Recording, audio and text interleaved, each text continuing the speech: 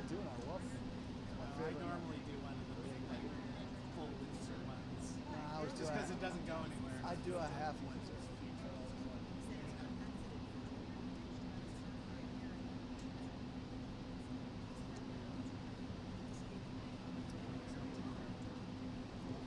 To be fair, especially this one. It's very spray. So it's,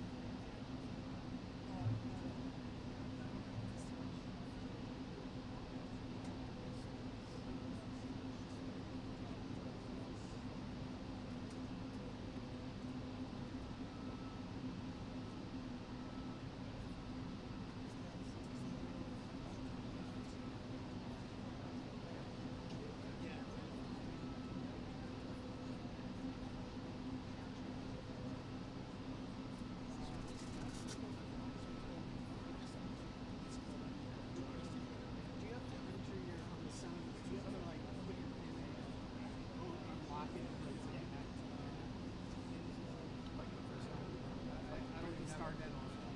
You told me about the phone? You told me about That Sony after you want. it should be automatic. So no, it should turn on. You got to turn on. Yeah, no, it's just, sometimes I feel like it doesn't connect and then I put the pin in and it's happy all of a sudden. And I didn't know if that was like I don't have a rule pin. I don't have or- a pin on mine. I probably should. That's probably get rid of the pin.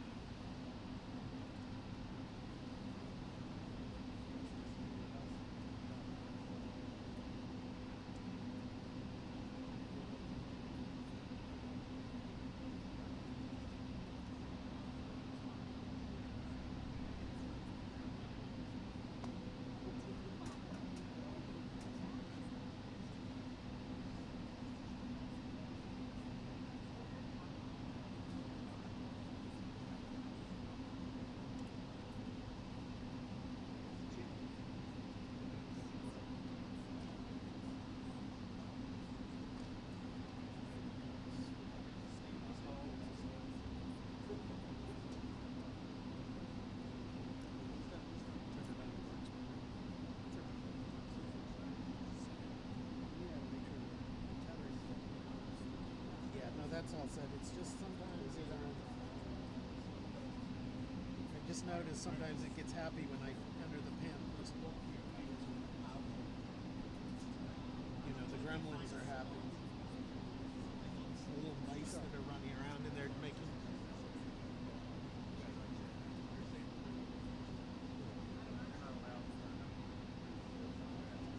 Yeah, we're talking. Hi, Joe. That's stills only.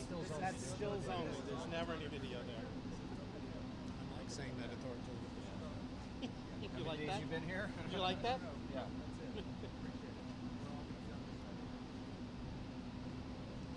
I can authoritatively tell video the photo. No.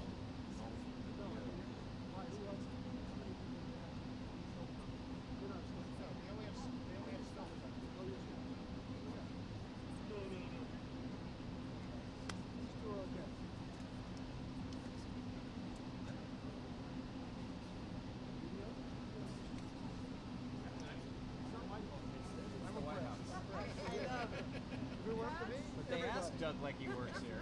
Hey, is he one of yours? Well, that's what I was about to say. I know, but is one of them yours? AFP. Well, then why there? You have one for everybody. Then why do you? Official? I'm asking how many AFP photographers are there? You, two of you. Okay, just making sure. I'm just keeping track of them. All the other people who aren't here. I'm just keeping track of them. All the years. Why they're two? Because he's not cool. He's cool as in sharing. I understand, but then who are the two? Why is there one for everybody? Are they both for everybody? They're both for everybody. And the wires who are not here are the ones that are here. Yes. Not here. He's one of the broadcast they do in Europe. Well, I hate to break it to you, but we're not in Europe. Oh, we are definitely not in Paris right now. So I was just wondering. Just keeping track. My brother's 50th birthday was a few weekends ago, and his wife took him on a surprise trip to Paris. It was like pack a bag for the weekend, and he didn't know where they were going until they got to the airport. So how did you know it's family? I'm sure she told him no bathing suit, bring a warm coat. Bring a sweater. Yeah. So he's like, not the Bahamas? No, they're glass. They're glass. She was like, was giving her all kinds of tips ahead of time. They went to that taxidermy museum, that crazy taxidermy museum.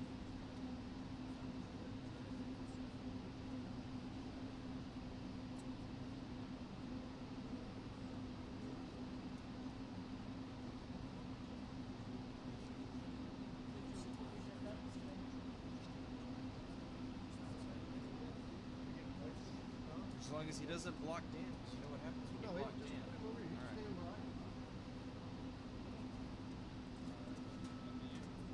long as he doesn't block me. I already got 2 or 3 AFP guys.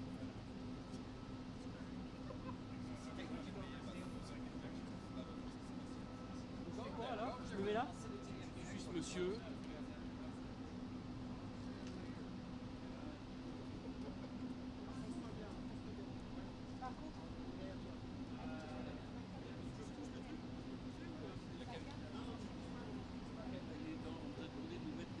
Alors, Tu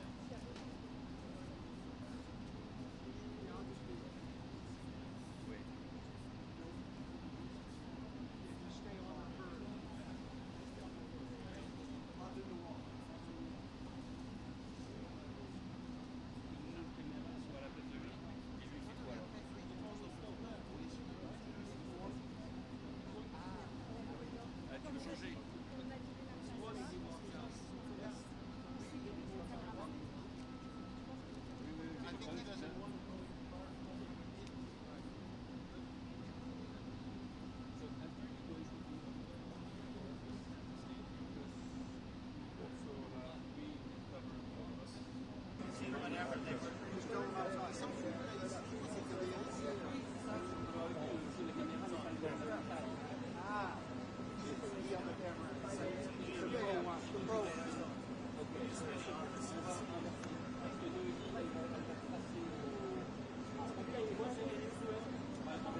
Not yet.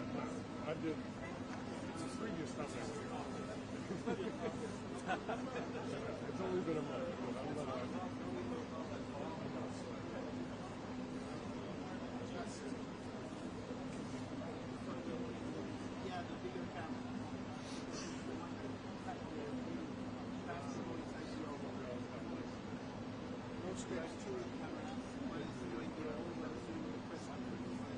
Airport, I was like, I'm not worried about something. I was like, if he's on, if he's ready,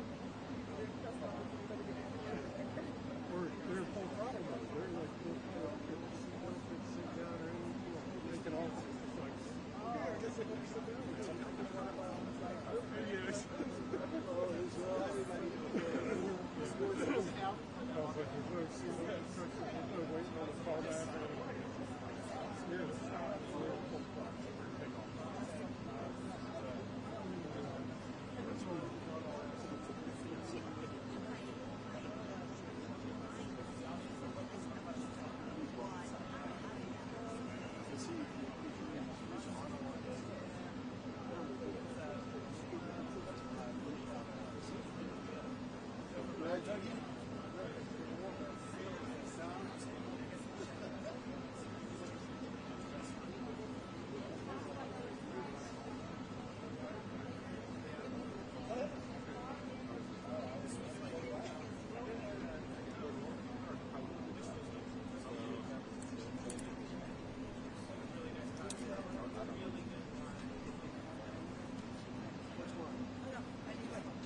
Gaëtan?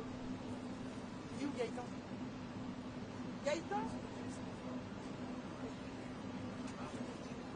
Yes, I know. Just 1 second, please. So maybe I should come in. You? Yeah. It's okay. Oh. Oh, I'll tell him. No, it's okay.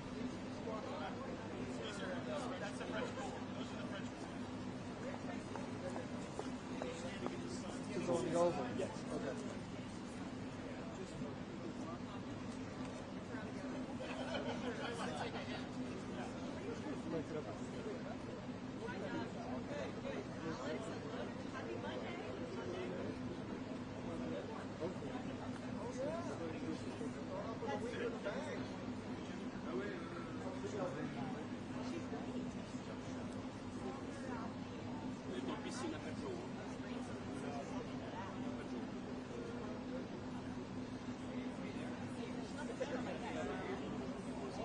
Les amis avec le badge vert. Oui, on a le vert. On passe là-bas, en bas.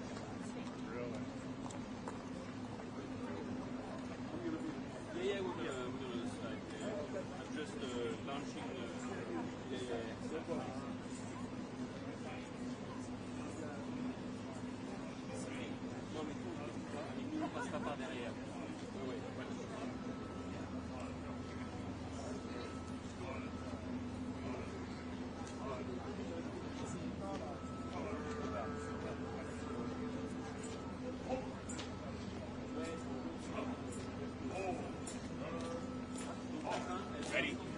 Pose. Ready?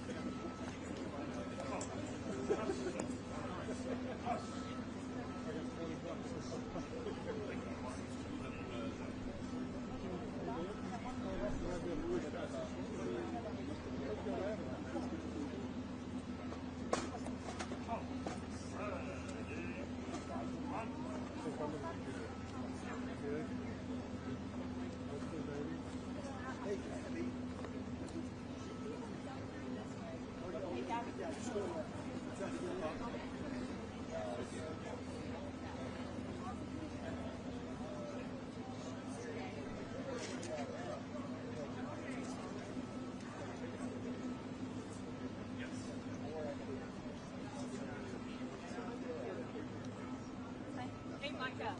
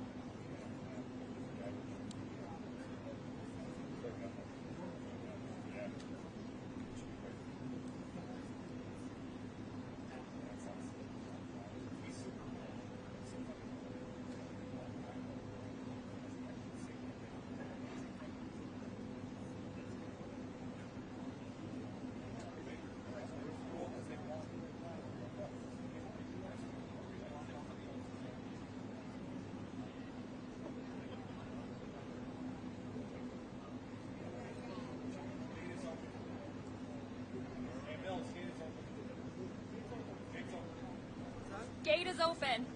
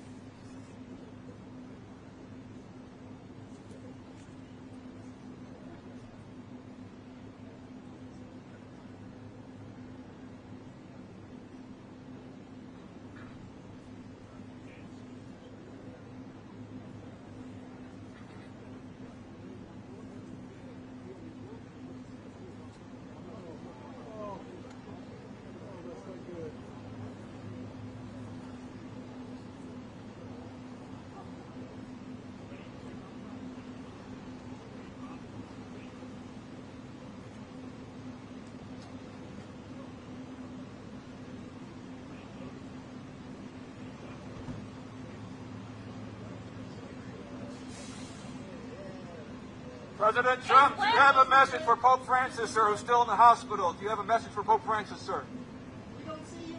Should federal workers be...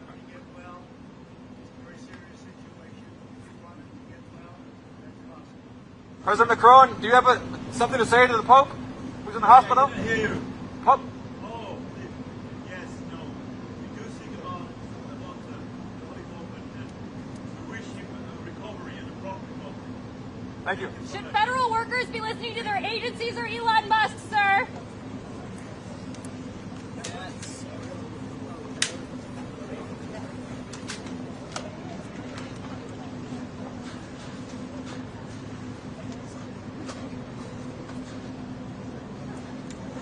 All right.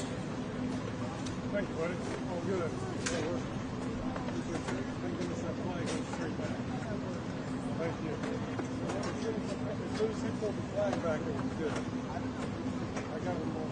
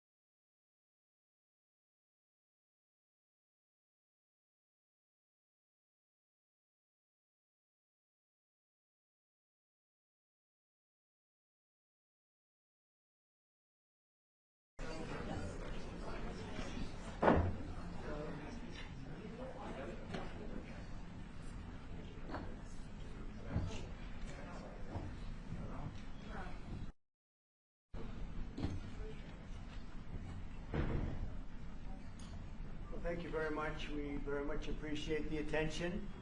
Today's a big day in that we had a G7 and President Macron is a very special man in my book. We were together, we did it together, and I think a lot of progress has been made. We've had some very good talks with Russia. We've had some very good talks with others, and we're trying to get the war ended with Russia and Ukraine, and I think we've come a long way in a short period of weeks. And the president's been very helpful also.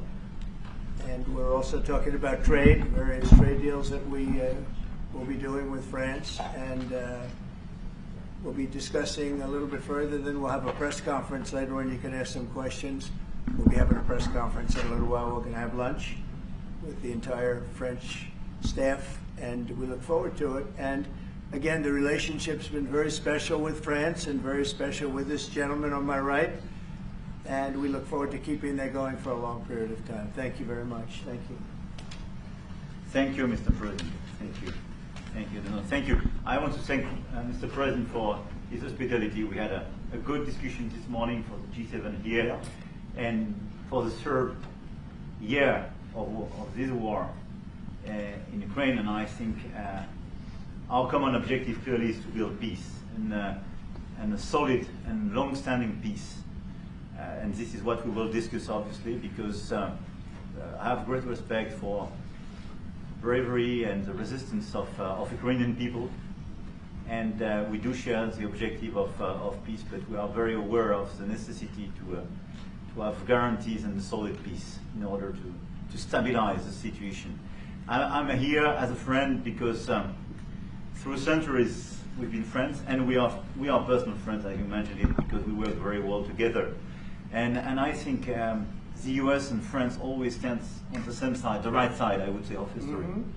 And this is exactly what's at stake today. And this is a very important moment for Europe as well. And I'm here as well after discussions with all my colleagues to say that Europe is willing to step up, to be a stronger partner, to do more in defense and security for the continent, and as well to be a reliable partner and to be engaged on trade, economy, investment in a lot of topics. So I'm very excited by the discussion we will have, and obviously we will follow up. And I want to thank you again, Mr. President, for your presence for Notre-Dame de Paris. It meant a lot for French people, and I want to thank you for that.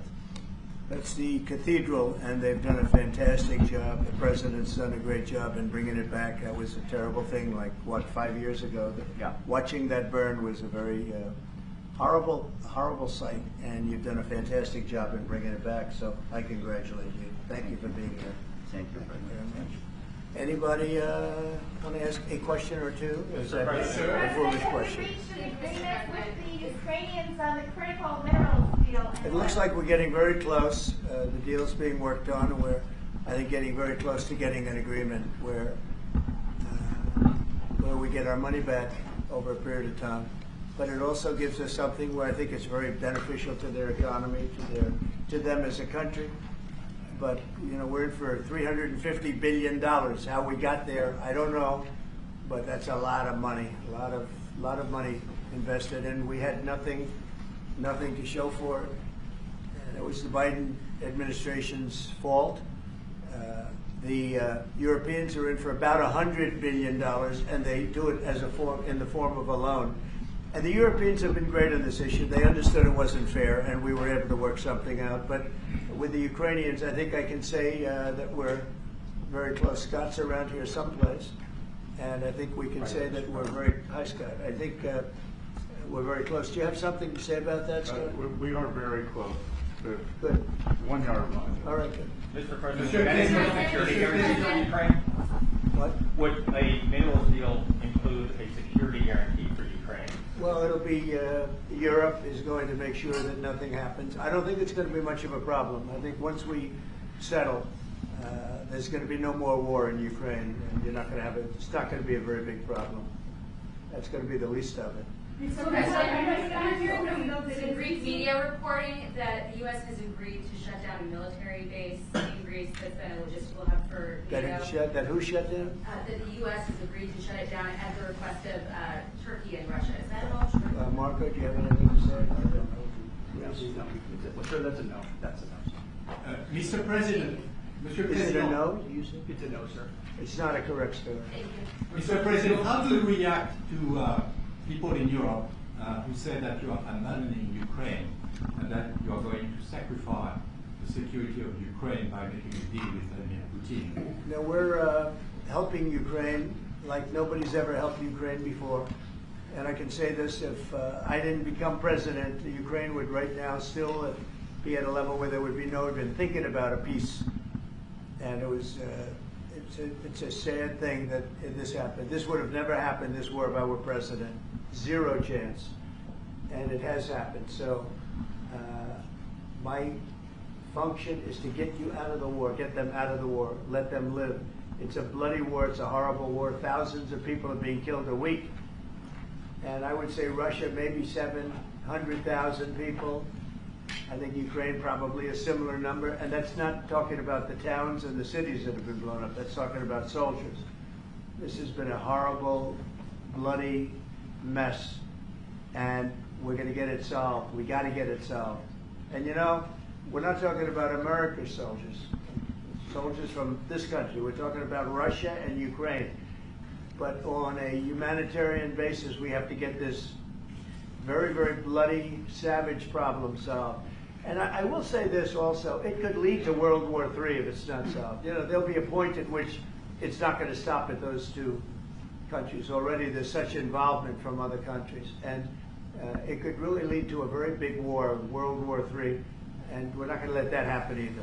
Would you support the idea to send European troops in Ukraine to back the ceasefire? European troops may go into Ukraine as peacemakers. So when the agreement is done, they can watch that everything is followed properly. I don't think that's going to be a problem. And a lot of the European countries, I think, I don't want to speak for France, but I know that the president's talked about doing that also. I think that'll be a very good day when we can go in as peacekeepers as opposed to what's going on right now with everybody being killed. Will they have U.S. backing, those troops going into Ukraine? Will they have U.S. backing from U.S. troops? Well, we're going to have a backing of some kind, and obviously the European countries are going to be involved, and I don't think you're going to need much backing. I think that's not going to be a problem. Once an agreement is signed, Russia's going to get back to its business, and Ukraine and Europe are going to get back to their business. I don't think it's going to be a problem. Mr. President, will you meet with President Zelensky soon? What? Will you meet with President Zelensky soon? I will be meeting with President Zelensky. In fact, he may come in this week or next week to sign the agreement, and which would be nice. I'd love to meet him. Would meet at the Oval Office. So the agreement's being worked on now. They're very close to a final deal. It'll be a deal with rare earths and various other things, and he would like to come, as I understand it, here to sign it, and that would be great with me.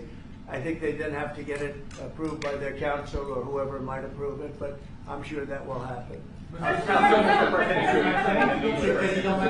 Yeah, at some point I'll be meeting with President Putin also, yes. I don't know when we speak. We're trying to get this thing worked out, but yeah, at some point I'll be meeting with President Putin too. Monsieur Macron, s'il vous plaît, est-ce que vous pouvez me dire quelques mots en français? I can say a few words in French. Yes, No, le président l'a dit, je pense que c'est un moment important. C'est un moment important de la discussion. On veut bâtir la paix en Ukraine et le bilan qui a été rappelé, une réalité, il y a d'1 million de morts et de blessés depuis le début de ce conflit et de cette guerre d'agression. Notre volonté, c'est que cette paix dure, parce que nous avons déjà eu un cessez-le-feu et une paix qui n'a pas été respectée. C'était les accords de Minsk, 1 puis 2.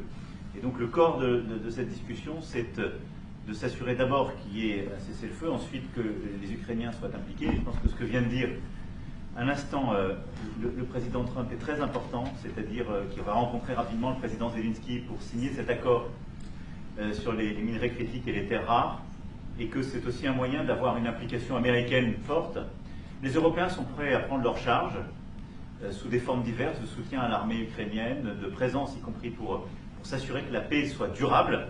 Et l'implication dans la durée des États-Unis d'Amérique à travers cet accord est une bonne chose. Et donc tout est encore à construire. Et je ne veux pas préempter les discussions. Mais nous partageons le même objectif. Et ce qu'on a discuté ce matin, pendant 1 heure après la visioconférence ensemble, est-ce qu'on va continuer de travailler, et sont pour moi des bonnes avancées. Et l'annonce de... Est-ce que l'intégrité territoriale de l'Ukraine est encore un objectif crédible? Spoken about this just a moment ago. This is exactly what we want to do. We want to build peace with Ukraine. As President Trump mentioned, there are already 1 million dead and wounded in Ukraine since the war began. We had a ceasefire in the past that was not respected. This was under the Minsk Agreements 1 and 2. President Trump, as he said, will be meeting with President Zelensky to sign a deal on rare earths, and we are pleased to see this very strong American involvement. Europe, of course, also stands ready to support Ukraine in various ways, supporting its military. And we don't want to preempt any sort of discussions that are currently underway, but we do share the same objective of building this lasting peace. I just want to tell you a little story. So we were at the Eiffel Tower having dinner with your wonderful wife and with my wonderful wife, and we came out and he started speaking the French deal. And we didn't have an interpreter, and he was going on and on and on, and I was just nodding, yes, yes, yes. And he really sold me out, because I got back the next day and I read the papers. I said, that's not what we said. He's a smart customer, I will tell you that.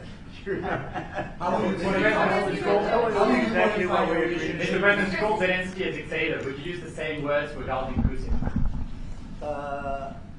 I don't use those words lightly. I think that we're going to see how it all works out. Let's see what happens.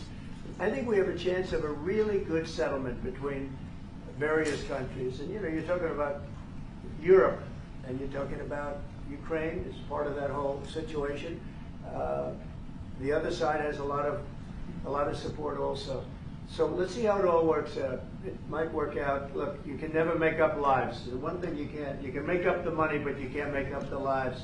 A lot of lives lost. I think probably a lot more lives than people are talking about. It's been a rough war, but I think we're close to getting it solved. Go ahead. Do you think that DOGE could benefit from more streamlined communications? There was that email telling employees to give 5 things that they've done last week. Agency heads then told people to ignore it. You're talking about the last email that was sent, where he wanted to know what you did this week. You know why he wanted that, by the way? I thought it was great, because we have people that don't show up to work and nobody even knows if they work for the government. So by asking the question, tell us what you did this week, what he's doing is saying, are you actually working? And then if you don't answer, like you're sort of semi-fired or you're fired, because a lot of people are not answering because they don't even exist. They're trying to, that's how badly various parts of our government were run by, and especially by this last group. So what they're doing is they're trying to find out who's working for the government.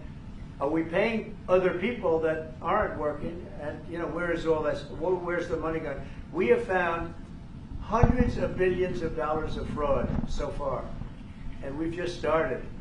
We're actually going to Fort Knox to see if the gold is there, because maybe somebody stole the gold. Tons of gold. So I think it was actually, there was a lot of genius in sending it. We're trying to find out if people are working. And so we're sending a letter to people, please tell us what you did last week. If people don't respond, it's very possible that there is no such person or they're not working. Some of the agency has instructed their employees not to respond. They were waiting on further guidance, but Elon Musk's tweet said a failure to respond would be taken as a resignation. So there's been a disconnect in communications. Yeah. Are you concerned at all about that? No. That was done in a friendly manner. Only things such as perhaps Marco at State Department, where they have very confidential things, or the FBI, where they're working on confidential things. And they don't mean that in any way combatively with Elon. They're just saying there are some people that you don't want to really have them tell you what they're working on last week. But other than that, I think everyone thought it was a pretty ingenious idea. We have to find out where these people are. Who are they? And we said, if you don't respond, we assume you're not around. And that holds, that stands. And you're not getting paid anymore, too. So, you know, we're doing a real job. And we just had a poll come out, I guess the Harvard poll, saying that it's massively popular what we're doing. Mr. President, do you still believe in NATO, in the alliance between Europe and America in NATO? Are you going to go to the NATO summit in is June? very much involved in this. When I first got elected at the very beginning, first term, I got hundreds of billions of dollars put into NATO. NATO had no money because they hadn't paid for years. And I said, look, if you don't pay, and we're not going to be a part of NATO, we're not going to protect, we're not going to do what we're supposed to do. And we took in hundreds of billions of dollars into NATO. No, NATO is a good thing if it's done properly and if it's used properly. Mr. President, in these days you speak a lot about tariff in Canada, in Mexico, and in Europe. I want to know what is your idea about Italy, if you want to make the same thing. What? Can you talk up a little bit? In these days. No, louder. Can you talk a little louder? You have a beautiful voice, but you're not. In these days you speak. Where are you from? Italy. From Italy. Oh, I love Italy. Go ahead. I want to know if you have the same idea with Italy about tariffs. Well, look, I love Italy, and Italy is a very important nation. We have a wonderful woman as your leader, and she was on the conversation today, one that we had, the G7. And no, I think Italy is doing very well. I think Italy's got very strong leadership with Georgia. Monsieur le Président, qu'est-ce que vous répondez au président Trump qui a dit que les Français et les Britanniques n'avaient pas Any other questions? Yes, ma'am. Can you clarify what you meant in your truth today on the major economic development transactions between the U.S. and Russia? In more detail? With respect to what, Russia? In solving the peace deal, you said there will be major economic development transactions which will take place between the United States and Russia. Yeah, we're trying to do some economic development deals. They have a lot of things that we want, and we'll see. I mean, I don't know if that will come to fruition, but we'd love to be able to do that if we could. You know, they have massive rare earth. It's a very large, it's actually the largest in terms of land. It's by far the largest country. And they have very valuable things that we could use, and we have things that they could use, and it would be very good if we could do that. I think it would be a very good thing for world peace and lasting peace. Well, I mean, our first, by far, our first thing that we want to do, the first element of the overall transaction is ending the war. But if, just as we're doing with Ukraine, if we could do some economic development in terms of Russia and getting things that we want, something like that would be possible, yes. Mr. President, Yes, go ahead, please. Can you explain the rationale in having the U.S. vote against the UN resolutions that Ukraine proposed and also the U.S. proposed? I would rather not explain it now, but it's sort of self-evident, I think. Mr. President, you talked about increasing the tariffs on products from the European Union. Is that still something you want to do today? Well, it's not increasing, it's reciprocal. So whatever they charge us, we're charging them. So it's not a question of increasing. If they charge us 20%, we charge them 20%. If they charge us 30 or 40%, then we do that too. So that would be on European Union, but that really would be with respect to everybody. It's reciprocity. So reciprocal. Whatever they charge us, we charge them. Nobody has a problem. Even you, as the you don't have a problem. Right? Mr. President, are you thinking of going to Moscow soon? Maybe in May for the 9th of May for the anniversary? I mean, not soon, but I would be certainly, if this all gets settled out, which I think it will, sure, I would go there. On the 9th of and May? you'd come here too. On the 9th of May on the Red Square?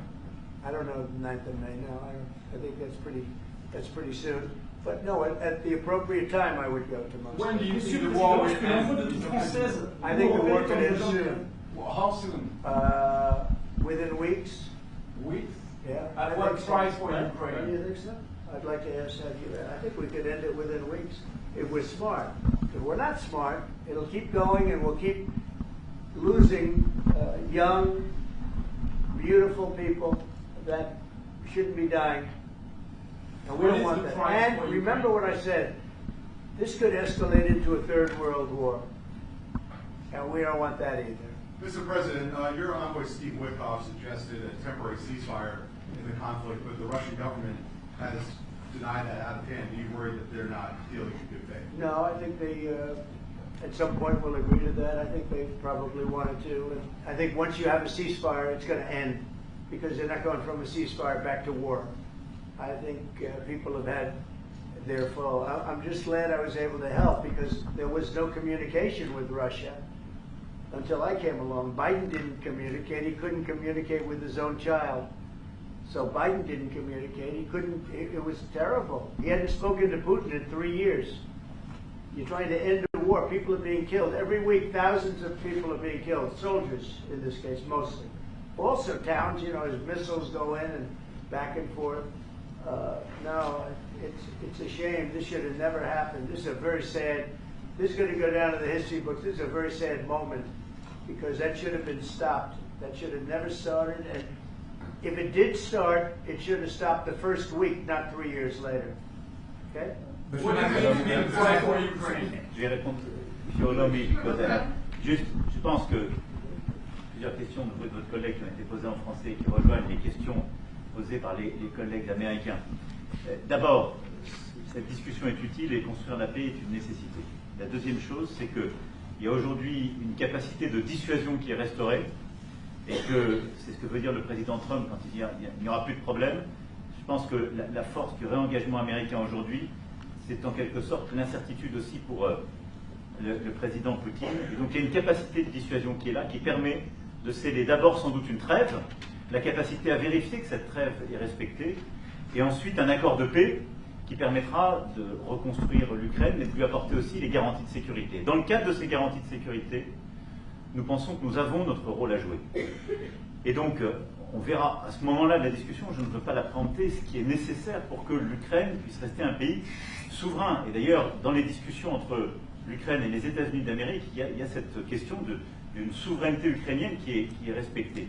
Et donc, nous, ce que nous avons préparé, en particulier avec nos partenaires britanniques, dans le cadre d'un travail très étroit qu'on a mené ces dernières semaines, et partagé avec tous les pays européens et alliés qui sont prêts à s'y joindre, c'est l'idée de dire on est prêt à apporter ces garanties de sécurité. Les conditions, elles doivent en être définies. Elles doivent être définies par l'accord. Ça peut aller jusqu'à l'envoi, comme l'a dit le président, de troupes qui iront observer que la paix est bien respectée, qui iront se positionner, pas sur la ligne de front, pas pour justement, en quelque sorte, être dans le conflit, mais marquer une présence comme une garantie. Il y a d'autres moyens de soutenir, qui peuvent être des soutiens accrus et capacitaires à l'armée, des structures nouvelles. Et je pense aussi que l'accord qui est discuté, le président l'a dit, la crédibilité américaine qui est mise dans ce moment, c'est aussi montrer que chacun est dans son rôle, mais que nous avons une unité, Européens et Américains, et donc avec une forme de garantie que les Américains prennent par la discussion sur les minerais critiques qui sont en train de finaliser. La guerre peut s'arrêter dans plusieurs Je pense que that is the most beautiful language. I have no idea what he's saying, but that is the most elegant, beautiful language. Go ahead, please. This is a question that was asked by several. What we need to do is make sure that we are building peace. We have deterrence capabilities that have been restored. As President Trump said, there won't be any more problems. We've seen the U.S. re-engagement and the message that that sends to Mr. Putin. We have deterrence, which will allow a truce to take place, verification of that truce, and then a peace agreement can be put in place so that we can start rebuilding Ukraine with security guarantees. And we have a role to play in that. Again, I'm not preempting any discussions, but we've spoken about Ukraine's sovereignty, and that has been a subject of discussion between the U.S. and Ukraine. We have also been working closely with our British partners this week. We've shared this information with other European countries, and we are ready and willing to provide those security guarantees, which could perhaps include troops, but they would be there to maintain peace. They would not be along the front lines. They would not be part of any conflict. They would be there to ensure that the peace is respected. Our assistance may include other capacity building, perhaps for the military. We see U.S. credibility here. We each have our role to play, but we will be done in a united fashion. Mr. President, do you think that Ukraine should give up a part of its territory? Well, we're going to see. It's a negotiation that's just starting, and they've been fighting, and there's been a lot of land that's been taken. So we'll have to see how that works out as part of the negotiation. I will say there was great unity in that room today, via Skype or whatever. But it was great tremendous unity today in that room with the other countries. Ukraine wants those territories back. Can they take it back? What they lost in the past years? That's not an easy thing to do, is it? Right? It's not an easy. It's asking whether or not you can take back the land that they lost. And I say that, yeah, perhaps some of it, yeah, I hope so. But that's not an easy thing to do. But not everything. It's going to be something we're talking about. Will you convince Vladimir Putin to accept the European troops as peacekeeper? Will you think? Yeah, he will accept that. He will accept I've that. asked him that question. You talked to me? I've asked him that question. He Is said France yes? going to lift the block on the Because he's $300 billion? not, look, if we do this deal, he's not looking for more war. He doesn't mind, but I've specifically asked him that question. He has no problem with it. Is France going to lift the block on the $300 billion in frozen Russian assets in Belgium? France has opposed unfreezing it to pay Ukraine and compensate the U.S. for its support. Is France going to lift its opposition to that? This is, we speak about frozen assets. We already used them to back precisely the loans negotiated at the G7, and it's part of the sanctions. So it will depend on the follow-up of the discussions. But clearly, we respect international law. It's just frozen assets now. You can take the proceeds of the frozen assets, but you cannot take the assets themselves because it's not respecting international law, and we want to respect international law. How is one different than the other? If you can take the proceeds from it, how can you not take Because it's the very different. You keep the assets, you take the proceeds because they are paralyzed in a certain way, you take the proceeds during the wartime, but you keep the assets, and it's part of the negotiation at the end of the war. Because, this war costed all of us a lot of money. And this is the responsibility of Russia, because the aggressor is Russia. Should the US be compensated? So at the end of the day, this frozen asset should be part of the negotiation. All in all. Will France support the U.S. being compensated? I support the idea to have Ukraine first being compensated, because they are the ones who have lose a lot of their fellow citizens and being destroyed by this attack. Second, all of those who paid for will be compensated, but not by Ukraine, by Russia, because they were the one to aggress. Just so you understand, Europe is loaning the money to Ukraine. They get their money back. No, in fact, to be frank, we paid 60% of the total effort, and it was through, like the US, loans, guarantee, grants, and we provided real money. To be clear, we have 230 billion frozen assets in Europe, Russian assets, but this is not as a collateral of a loan because this is not our belonging. So they are frozen. If at the end of the day, in the negotiation we will have with Russia, they're ready to give it to us, super. It will be loan at the end of the day, and Russia will have paid for that. If you believe that, it's okay with me. Mr. President, if they get their money back, we don't, and now we do. But that's we only will fight fair. both. Mr. President, do you think Russia is the one that pays everybody back? Are they the aggressor? Well, we're negotiating everything, and everything's on the table, and we'll see if we can get some land back, and we'll see about a lot of different things. And we're going to be making a little speech and say a few words in a little while. We're going to have another meeting, a luncheon meeting, and we'll see you in about 2 hours. Okay? Thank you very much, everybody. Thank you, Fred. Moving out. Moving out, Chairman. Thank you. Thanks, guys. All right, head out this door right here, right here. Moving out. Thank you. Right here, moving out. Cameras, right out the door. Come on, let's go. Out the door. Moving out. Headed out, press. Thank you. Thanks, guys. Straight out. Thank you. Keep going.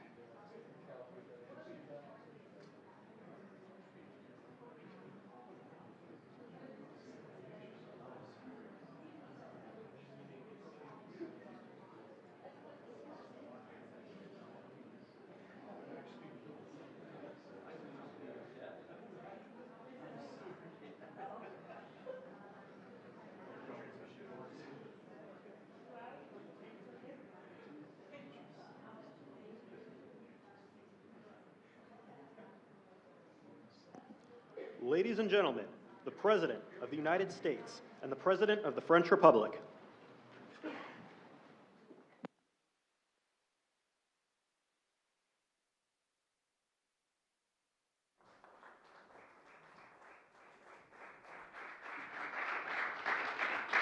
Well, thank you very much, everyone. Great honor to be here with my friend. I'm delighted to welcome President Macron back to the White House. We've been together quite often, but not that often in the White House. We honored the President, First Lady of France, not so long ago.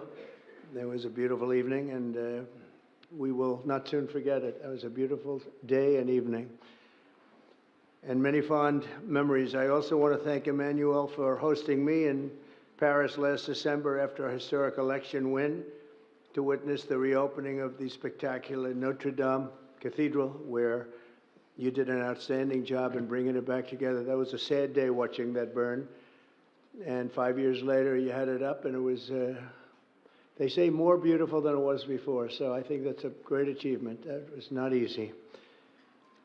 France is America's oldest ally. Our cherished partnership has been a force for freedom, prosperity, and peace from the very beginning. We're now working on some very interesting developments. One in particular, as you know, the war between Russia and Ukraine. In the American Revolution, French support helped us to seize our destiny as an independent nation. In the First and Second World Wars, our citizens shed blood together on the battlefields of Europe. And I'll never forget joining President Macron 6 years ago on the 75th anniversary of D-Day. That was some day. The purpose of our meeting today is to end another battle, a really horrible one, a war, something that we haven't seen since the Second World War, that is ravaging European soil, the deadliest and most destructive conflict that one can imagine. I've seen the pictures, I've seen the satellite photos and lots of other photos, and it's a horrible thing that's happening. Thousands of people are dying a week. This very day is the 3rd anniversary of the invasion of Ukraine, which would never have happened if I was president. That was not going to happen. The horrors of this gruesome and bloody war can scarcely be overestimated. Hundreds of thousands of people, Russians and Ukrainians in particular, have needlessly died. An entire generation of Ukrainians and Russian men has been decimated. 1,000-year-old cities have been turned into rubble. Those beautiful spires that you used to see there, they were most beautiful in the world, they say, are lying in heaps of rubble, blasted to smithereens. It's time to end this bloodletting and restore peace, and I think we're going to do it. We've had some great conversations, including with Russia. Since my return to the White House, we've made more progress toward that goal in 1 month than occurred in the past 3 years. And I've spoken with both President Putin and President Zelensky. And again, a lot of good things toward peace are happening, moving it, I think, pretty quickly. Last week, Secretary of State Marco Rubio, National Security Advisor Michael Waltz, and Special Envoy Steve Witkoff conducted successful talks in Saudi Arabia with the delegation from Russia, and I'd like to thank the Kingdom of Saudi Arabia and the King and Mohammed, great people. They're really working hard to get this done. Our focus is on achieving a ceasefire as soon as possible and ultimately a permanent peace. My meeting with President Macron today was another important step forward in that sphere, because he's been very much involved right from the beginning in trying to get it over with, and we're going to get it done. I believe that Emmanuel agrees with me on many of the most important issues. Chief among them is this is the right time. It may be the only time. You know, that's a very interesting and horrible situation, and that could evolve into a third world war. We're not going to let that happen. Should have never started, but it did. And what a mess, what a horrible, bloody mess. I'm also pleased that President Macron agrees that the cost and burden of securing the peace must be borne by the nations of Europe, not alone by the United States. And Europe must take that central role in assuring long-term security of Ukraine, which they want to do. And that's not a very big step. A big step is what's going to happen over the next few weeks. The United States has put up far more aid for Ukraine than any other nation. Hundreds of billions of dollars. We've spent more than 300 billion, and Europe has spent about 100 billion. That's a big difference, and at some point we should equalize. But hopefully we won't have to worry about that. We have other things happening that maybe take that out of the realm of necessity. And while we've given vast amounts of military aid and money in form of grants, much of Europe's contribution has been economic relief structured as loans for which they'll be repaid. Like the Europeans, I believe that taxpayers in the United States also deserve to recoup the colossal amounts of money that we've sent. The previous administration never even thought of that. They didn't think of a lot of things, like why did they let it start in the first place? That is why we must have an agreement with Ukraine on critical minerals and rare earths and various other things as security. And I think that that's happening. I think we've made a lot of progress. I had a report just given to me before walking in that we've made, Emmanuel, a great deal of progress toward getting that. I've been elected by the American people to restore common sense to Washington and indeed to the world. And I believe strongly that it's in the best interest of the United States, the best interest in Europe, the best interest of Ukraine, and indeed the best interest of Russia to stop the killing now and bring the world to peace. My administration is making a decisive break with the foreign policy failures of the past administration and, frankly, the past. I ran against a very foolish foreign policy establishment, and their recklessness has led to the death of many, many people. Under our administration, we're forging a new path that promotes peace around the world. And when I left office for the first administration, first term, we had no wars, we had no problems. We didn't have October 7th with Israel. We didn't have Russia and Ukraine going at it. We didn't have the problems in other parts of the Middle East. We didn't have inflation. It was a whole different world. And you know what else we didn't have? Millions of people pouring through our borders, many of them criminals released from other nations and put right into our land, murderers and drug dealers, gangs. We didn't have any of that.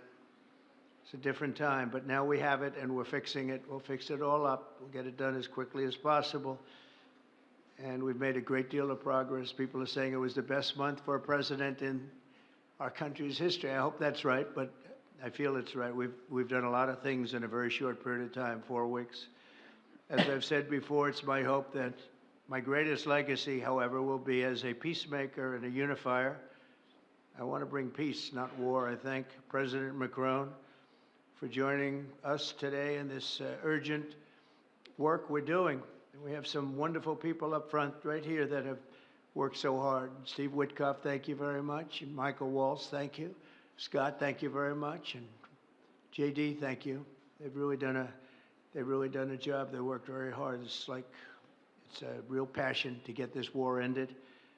And I'd like to now invite Emmanuel to say a few words, and then we'll take questions. And again, Emmanuel, it's a great honor to have you with us at the White House. Thank you very much, please. Thank you, Mr. President. Thank you, dear Donald. Ministers, ladies and gentlemen, mesdames et messieurs, je vais dire quelques... Ladies and gentlemen, I'll be saying a few words in French. Thank you very much, Mr. President, dear Donald, for your hospitality and for this visit. As you mentioned, we have had the opportunity to meet over the past few years. Since your first term, we've been able to discuss matters in Paris and also here at the White House, and it has always been a great joy to do that, and I would like to commend you. And thank you, Mr. President, for extending this friendship to France and taking part in the ceremony at Notre Dame that you mentioned before. It was a great honor for the French people to reopen the cathedral to the rest of the world, and your presence was a testament to that friendship. As the President said, this friendship dates back to the Revolutionary War, since the beginning of the United States, and whenever we've needed to, we've been able to come together and be on the right side. We've been able to be united to defend peace and sovereignty, namely in the two world wars that marked the 20th century, from Lafayette to Pershing and to the many Americans who landed on Omaha Beach. And we spoke earlier before, and you mentioned that one of those gentlemen was able to visit you here, one of the veterans. This is part of history which puts us in the world that we are in today. And as the President just said, there are many challenges in this world. And over the past few days, we have one main objective, which is the geopolitical situation. Mr. President, I really wish to thank you for making changes to your schedule to meet with us so quickly. I think we've made very substantive steps forward during our discussions, and this is a major step in what we're experiencing today. We had a video conference with all of the G7 leaders, which was an opportunity for us to discuss this matter 3 days after the Russian war in Ukraine, and to express our support for President Zelensky to the Ukrainian people, but also to speak and share about our desire for a lasting peace. This is what we have spoken about very forcibly over the past few weeks. We thought that this war was only going to last a few weeks when it broke out in 2022. We admire greatly the courage of the Ukrainian people. And Mr. President, I wish to thank you for this. You mentioned that there are responsibilities on Europe's side, and indeed, we have invested $128 billion in aid to Ukraine and the Ukrainians.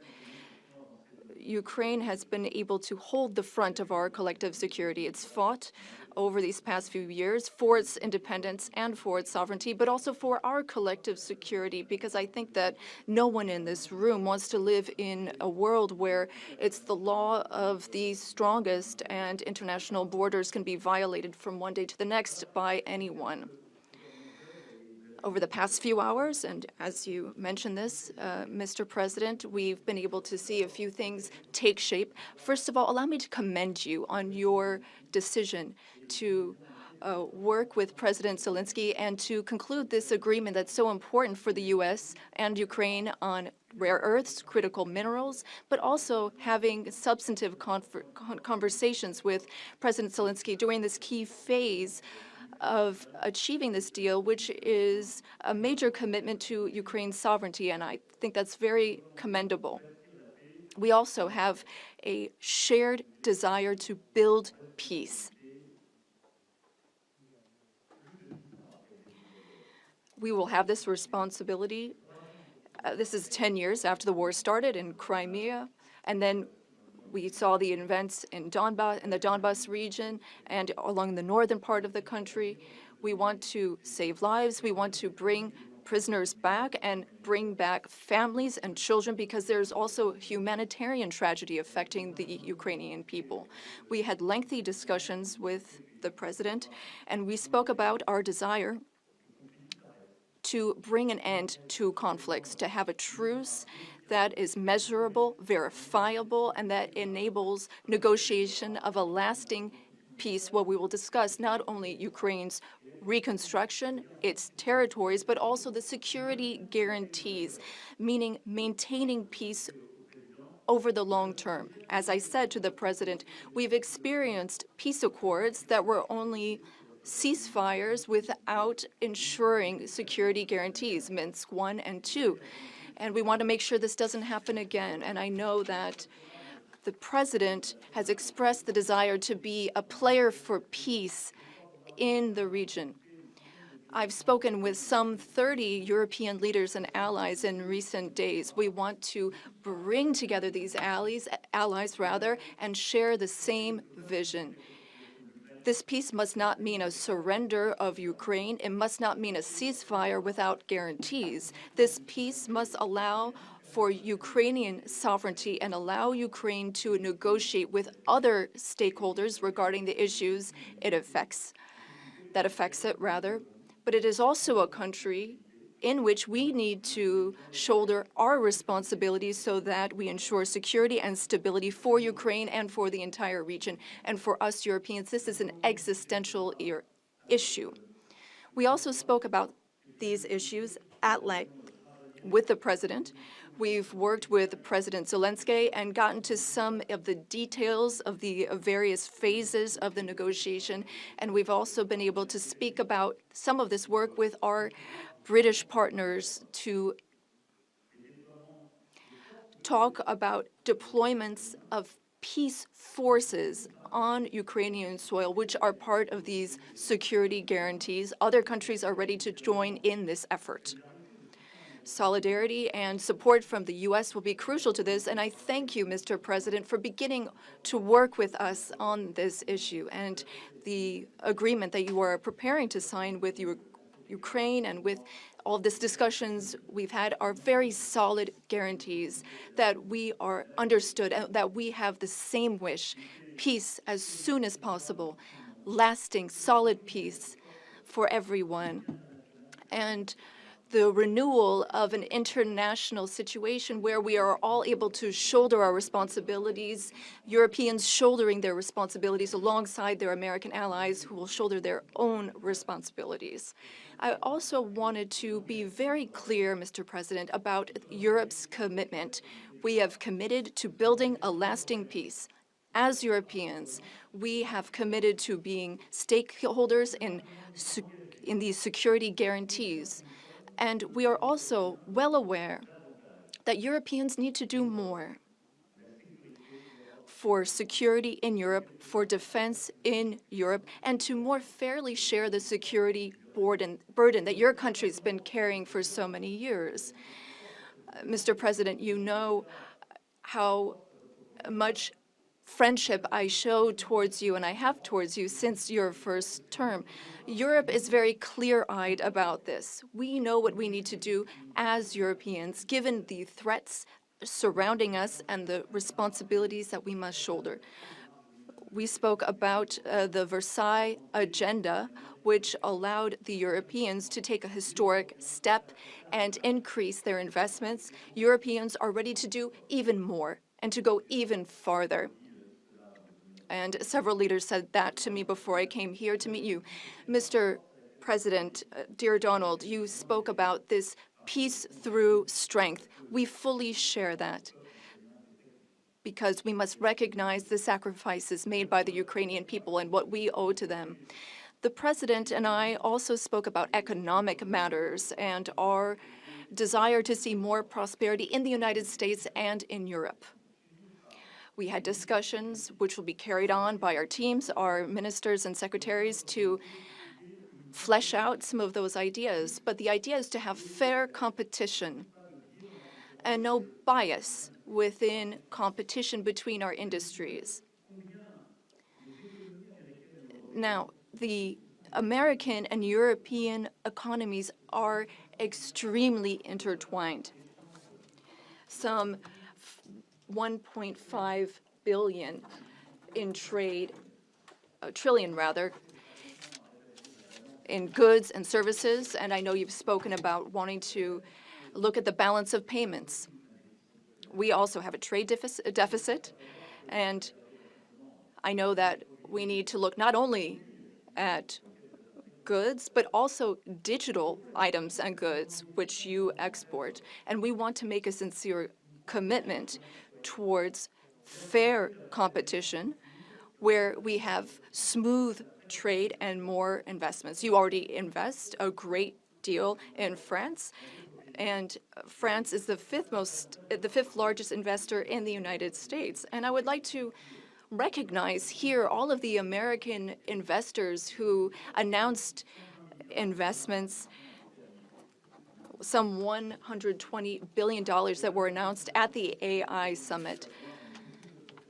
This is our wish. We want to have more prosperity on both sides of the Atlantic. We have a shared agenda in that regard.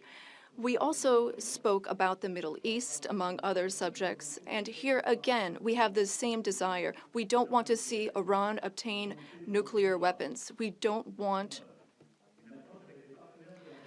or rather, we want an approach with partners in the region that we can trust.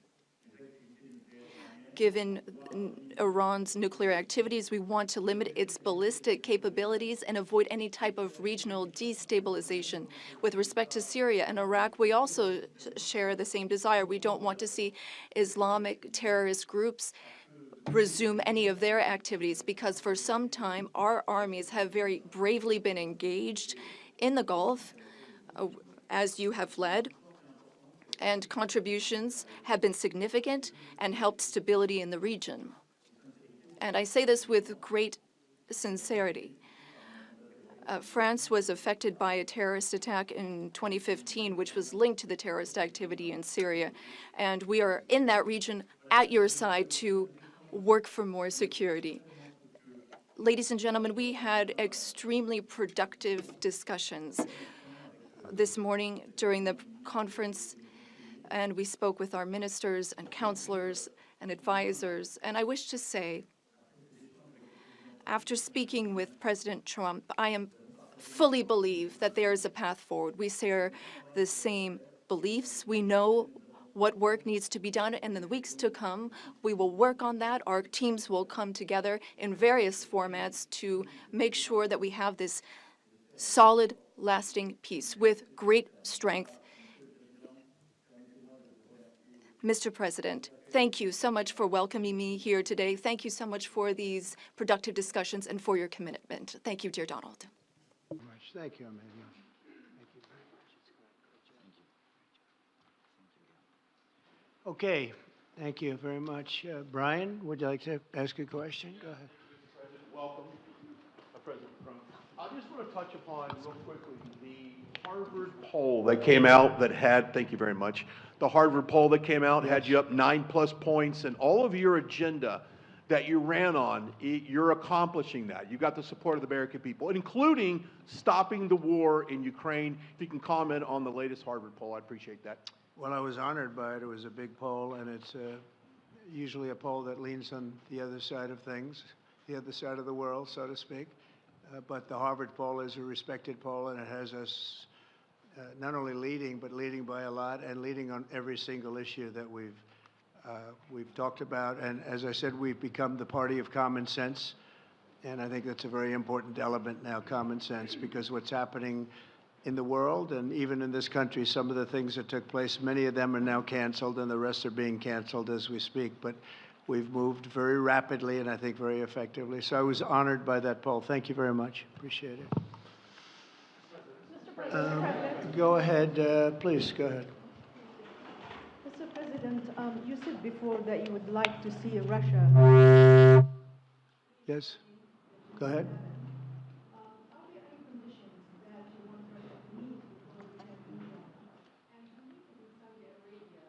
When you're meeting in Saudi Arabia with President Putin, will that happen regardless of any progress on the Ukrainian file? Yeah, I think the meeting in Saudi Arabia was a fantastic one.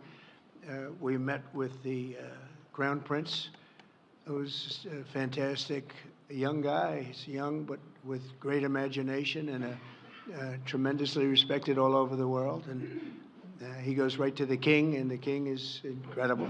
Gotten to be friends with both of them very much, and they want to see this ended, and they're going all out to make sure that it is ended. I think Russia, likewise, I've spoken to President Putin, and my people are dealing with him constantly, and his people in particular. And they want to do something. I mean, that's what I do. I do deals. My whole life is deals. That's all I know is deals. And I know when somebody wants to make it and when somebody doesn't. I will say this before I came here. there was no communication with Russia whatsoever, and Russia wasn't answering calls. They were not talking to anybody. They wouldn't talk to anybody, and people sort of accepted that as being that they want to go forward and just keep going without stop. But when I got here, one of the first calls I made was to President Putin, and we were treated with great respect, and they want to end this war. So that's a big thing, because I didn't know if I could say that, but it's a big thing. They want to do it, and the group in the front row that I introduced, they're all very active in it, and we're working on deals right now, transactions right now, and in particular, the big one is to get the war stopped, whether it's ceasefire or direct to an agreement. I'd like to go directly to an agreement, but ceasefire will always happen a little bit quicker, and every day you're saving thousands, or at least hundreds, but thousands in some cases, lives. So we want to see if we can get that done very quickly. Yes, for the President, please. Thank you. I'm a correspondent based in Paris. Question for both of you, actually. Mr. Macron, you were one of the last Western leaders to speak to Putin before Ukraine's invasion. What advice, what recommendation could you make to President Trump to make sure that this time you can get strong enough guarantees from Putin to get a peace deal that lasts this time? And Mr. President Trump, what makes you think you can trust Putin in those negotiations? Thank you. Look, I will never give any advice to President Trump. We have friendly and trustful discussion, but my experience with President Putin is the following. Number one, I always think it's good to have discussion with other leaders, and especially when you disagree. I stopped my discussion with President Putin after Bucha and the war crimes because I considered that, we had nothing to get from him in that time. Now this is a chance, there is a big change because there is a new U.S. administration. So this is a new context. So there is good reason for President Trump to re-engage with President Putin. But my experience is the following, and I shared it with President Trump and the team. In 2014, our predecessors negotiated peace with President Putin. But because of the lack of guarantees, and especially security guarantees, President Putin violated this peace. And I had several discussions, especially at the beginning of 2022, several times, 7 hours with President Putin, 15 days before the launching of the attack. He denied everything, but we didn't have security guarantees. So this is why being strong and having deterrence capacities is the only way to be sure it will be respected. And I insisted on that, and this is why I believe that the US has the capacity to do so. And this is why I think we should never say, I will never send any boots on the ground, because you give a blank check to violate any type of commitment. So I think it's good to have discussion. I think it's useful to have negotiation. I think it's super important to go to the peace. But my strong point was to say, let's try to get something first which can be assessed, checked and verified. And let's be sure that we build sufficient guarantees on the short run. And this is where we are ready to be engaged. As for France, a lot of my European colleagues are ready to be engaged. But we do need this American backup, because this is part of the credibility of the security guarantees. And this is our collective deterrence capacity. And I have the feeling that the President has this capacity. I think it's very much to the benefit of Russia to make a deal. And I feel that we'll do that. It is what it is. Again, it's a war that should have never been started. It's a war that would not have been started if I were president. But it did start, and it's at a terrible level where cities are burned down and shot down to the ground. It looks like demolition sites, a whole big pile of demolition sites, and we got to get it stopped. Too many people, too much agony. The whole culture is destroyed when you rip down some of those ancient really ancient or near ancient buildings. It's so sad to see, but I think it's very much to the benefit of this tremendous distrust on both sides. That's why it's good that I'm coming in now, but I think it's to the very much benefit of Russia to make a deal and to go on with leading Russia in a very positive way. That's what you have to do. But I really believe that he wants to make a deal. Maybe wrong, but I believe he wants to make a deal. Yeah, go ahead, please. Next week, there's a key deadline for your Canada and Mexico tariffs. Pour les droits. Believe those countries have done enough on the border to stop those from taking effect. And for President Macron, I'm wondering if you believe that this critical minerals deal with Ukraine represents a de facto security guarantee by the United States, since the U.S. would have an interest in protecting those reserves in Ukraine. Thank you. We're on time with the tariffs, and it seems like that's moving along very rapidly. We've been mistreated very badly by many countries, not just Canada and Mexico.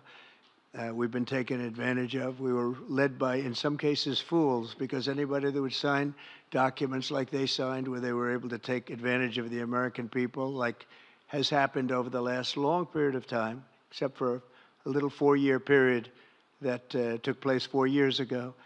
But anybody that would agree to allow this to happen to our country should be ashamed of themselves. No, the tariffs are going forward on time, on schedule. This is an abuse that took place for many, many years.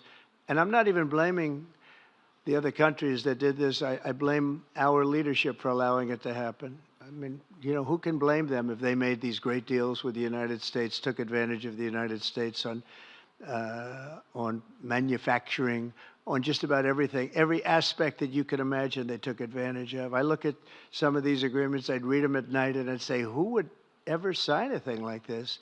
So the tariffs will go forward, yes, and we're going to make up a lot of territory. All we want is reciprocal. We want reciprocity. We want to have the same.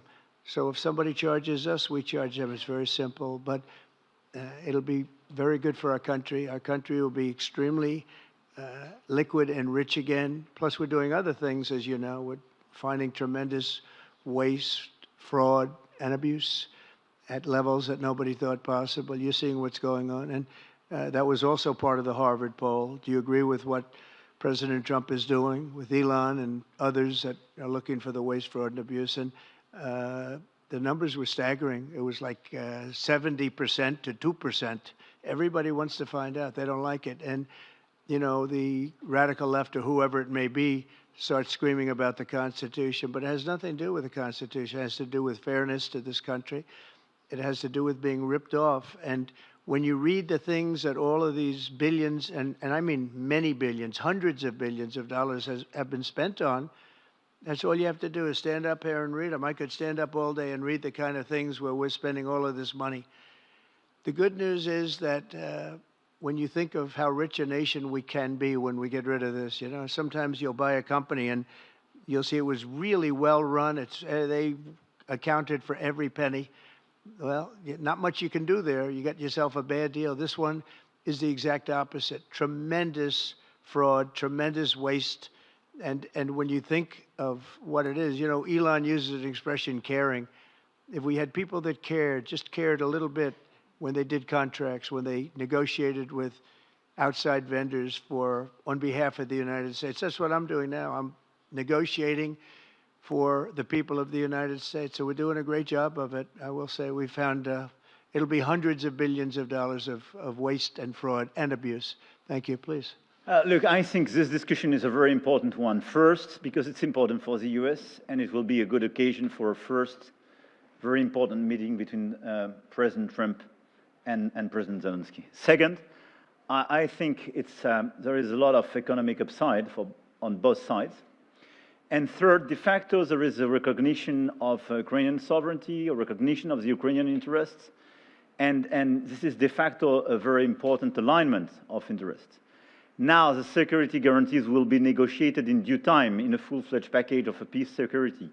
But this peace, as it is now written and negotiated, and as this meeting is scheduled, is an important step forward, full-fledged peace agreement. Okay, please, go ahead. To the President. Monsieur le Président Trump, President Trump, President Macron. to make a deal with Putin. So when you do a deal, it's a win-win deal. What are you giving to him and what is he going to give you to America? And I was impressed by the way you referred to Notre Dame and that you were impressed by the reconstruction of Notre Dame. A lot of Americans have sent money to Paris to participate to the reconstruction of Notre Dame. As a President of the United States, are you going to contribute to the reconstruction of Ukraine? Et Monsieur le Président Macron. President Macron, what for you is the main area of progress in your meeting with President Trump? Can you confirm that there is an agreement to send European peacekeeping troops? Will France participate in that? How many troops? What would they be doing? Would this represent a great danger to send French and European troops to Ukraine? Well, I guess it's a little strange question because you ask whether or not we're going to, on behalf of the United States, contribute to Ukraine. I mean, we're in there for about $350 billion. I think that's a pretty big contribution. I do appreciate the first part of your question, however, because I think they've done an incredible job with the Cathedral of Notre Dame. I think the president has done. I know he headed it up, and I know how hard he worked, and it took a period of time, but really not a long period of time considering what that was, so delicate, so beautiful. And I was there, and I saw the work, and I'm very good at construction. I know good construction. I know bad construction. They did a beautiful job, and this man has to be given a lot of credit for that. It's an incredible cathedral. Most people thought it couldn't be saved, and if it was, it would have to be built in a different form, and we didn't want to see a different form. We wanted to see the same form that you built. So I just want to congratulate you. That was an amazing job. I don't think you've gotten enough credit for it. Someday you will. Someday you will. Thank you, Donald. Merci beaucoup. Thank you very much. To go back to your question, today's discussion showed several areas of progress. First, we have been working a great deal with President Zelensky to have a proposal that's acceptable to Ukraine. President Trump has confirmed that he will be meeting with President Zelensky very soon to finalize the agreement on critical minerals and rare earths and to speak together about that matter. That's a very important step forward. The second thing is that during our discussions, we were able to go into some of the details about the proposal that we have just made to have a truce, a peace, and be able to measure that and then structure our discussions on that basis. France and several other European countries, along with Ukraine, are hard at work to build this lasting peace with very specific points, including security guarantees, the territories that belong to Ukraine, the issue of reconstruction, the economy, and critical minerals. We've been able to go into the details of those proposals. The third area of progress, which really mark a turning point, is the fact that we were able to talk about the details of the security guarantees. And the president has shown this over the past few days, and he said so a moment ago. We want peace. He wants peace.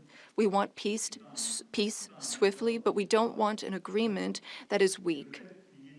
The fact that there are Europeans that are ready to engage to provide for these security guarantees. And now there's a clear American message that the U.S., as an ally, is ready to provide that solidarity for that approach. That's a turning point, in my view. And that is one of the great areas of progress that we've made during this trip and during this discussion. When it comes to troops, in the past, a year ago specifically, we saw a reason to talk about sending troops for strategic regions.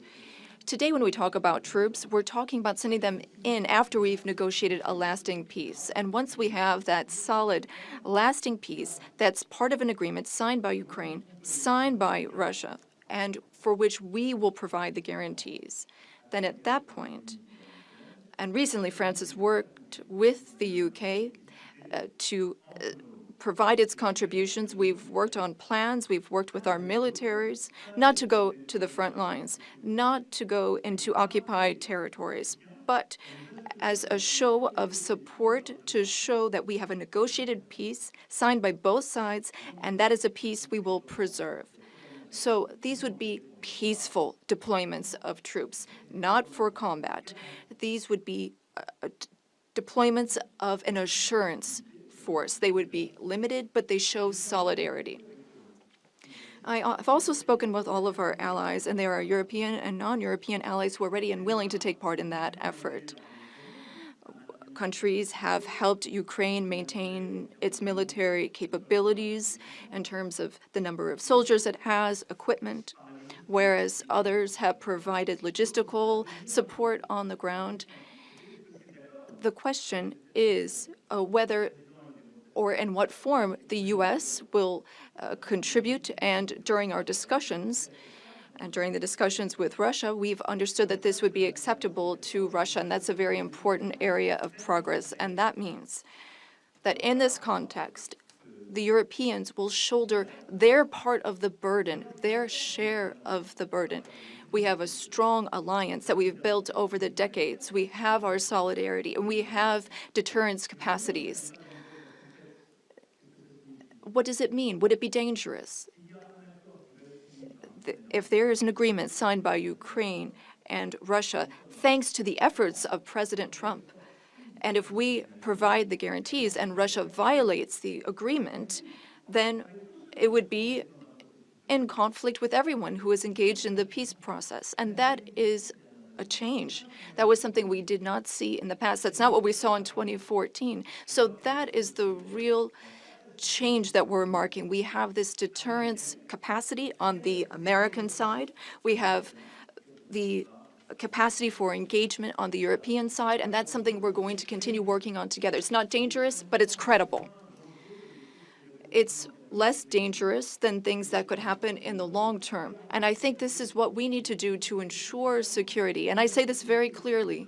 We're also talking about security for Europeans. I've been saying this for weeks now. If we do not guarantee the security of this territory within Europe, then how can we guarantee our own security for one and all? We live just 1,500 kilometers from Ukraine, and the Germans and Polish are even closer. So our collective security is important. We need to answer this call for Europeans to be more engaged, and Americans will be there still in solidarity. Europeans are working for their collective security, but I really think this was a turning point today in our discussions. Emmanuel, thank you very much. Great job, and it's been wonderful being with you. Say hello to your beautiful wife, and we will see you again soon. We'll be speaking often. We'll get this thing worked out. We're going to get it done. So important, and great job. Thank you.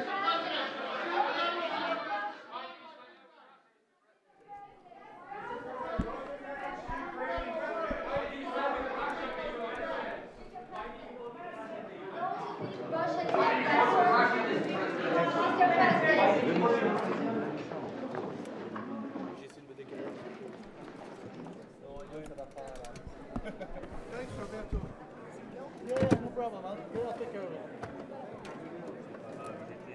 Very useful. Thank you very much. Yeah, no problem, man.